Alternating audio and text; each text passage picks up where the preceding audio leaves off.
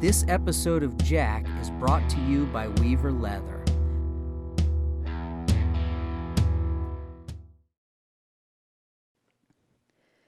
So you may remember that last time I was showing you how I was teaching him to take these cues from the ground.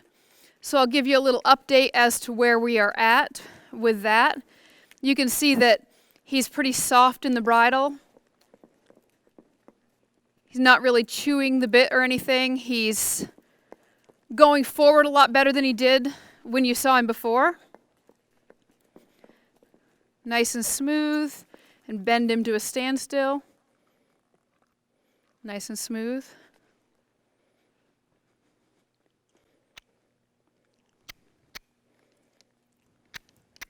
Same thing this direction.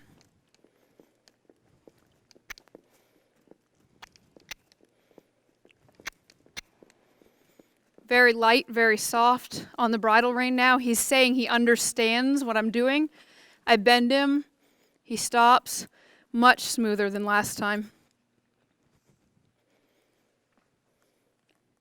Before, when I was bending his head and stepping up and down in the saddle, he was getting nervous, bouncing his head up and down. So now if you want to see, when I bend his head, I can kind of bounce up and down. He's very relaxed. Step him into a better camera position.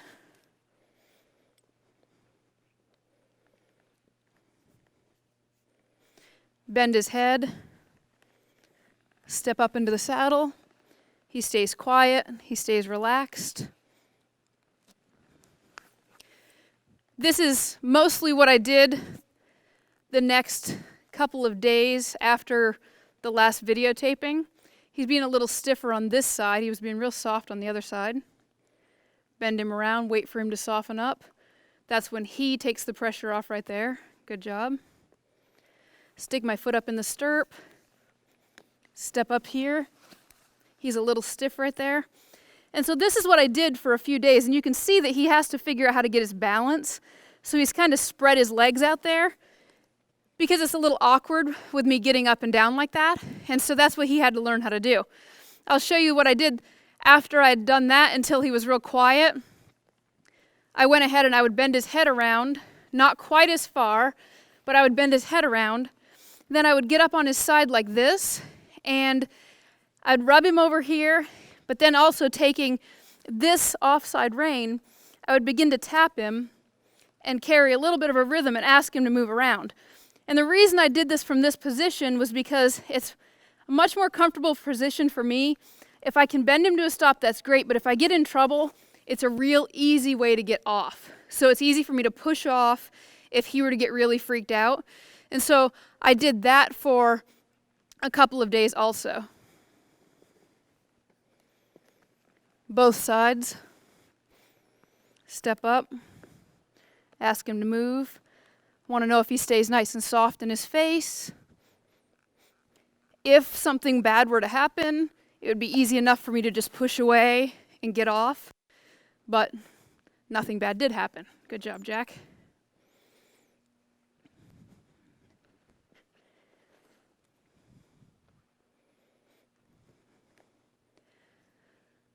The next thing I like to do with my horses is I do a lot of getting up and down on their sides. So bend them around, get up, swing the leg into the saddle, get right back off, go around to the other side, and do the same thing. I want to see that he starts standing still like that, because if he's standing still, he's showing me that he's not nervous, and I don't want to ride him if he's nervous. It's more important to me that I take my time and get this horse that completely understands and looks comfortable than if I can get him ridden in just a matter of hours or a very few short days.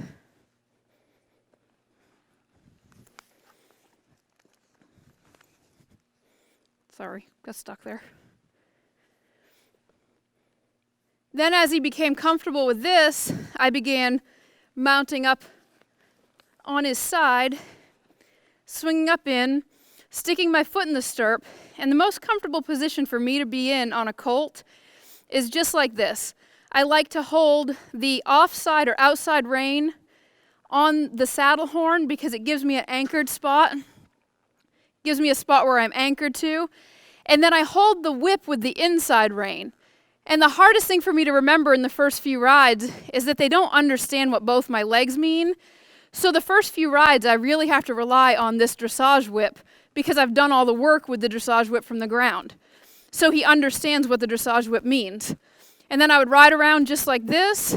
The dressage whip asked him to go forward the same exact way it did on the ground. And then I could dismount. So for me, that's what my first few rides look like. I even go ahead and dismount, come around, mount up again on this off side, and then do the same exact thing from over here. So I get real comfortable with holding on to this outside rein on the saddle horn. It's an inactive rein. I'm not using this outside rein for quite a few of the first rides. I want to do a lot with inside rein only. So I try not to use my legs too much. Now I've ridden him a few more times, so I do bump with my legs a little bit now. But if he doesn't respond right away to the leg cue, then I go ahead and I tap him with the dressage whip, which he already understood from being down on the ground. Tap him right there, step on the gas pedal, and ride him around like this. The whole time I am prepared for if there's a problem, I'm already prepared. I already have made up my mind which way I'm going to pull his head. His head's not straight in front of him. I'm ready to pull him around and engage the parking brake at any moment.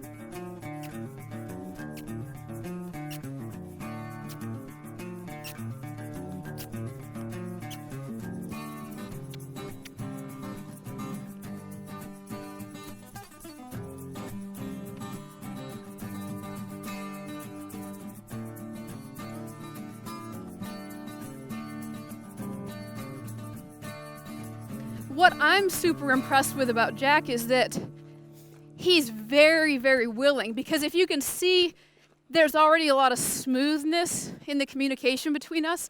And to me, that's probably one of the more encouraging things, because when I watch him go around, there's no doubt he's athletic.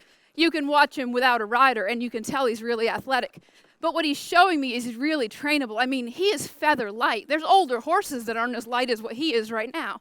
And he's not chomping at the bit, and he's not scared. He looks like he understands, and he looks like he's interested in having this conversation with me.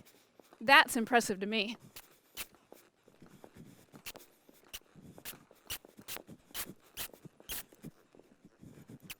He has a big lope.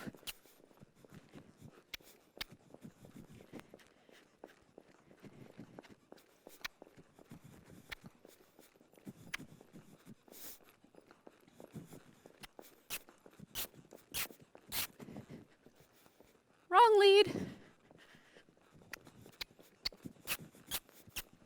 Right lead. Left lead. Right lead. Correct lead. I should have said I was counter-cantering when I was on the wrong one.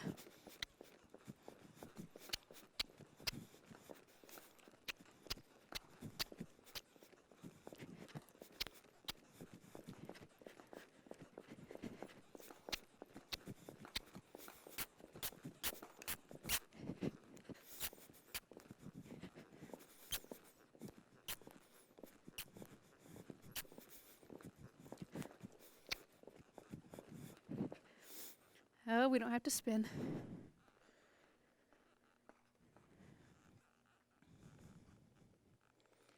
Very good. So that's where Jack is right now. Join us next week for another episode of Jack.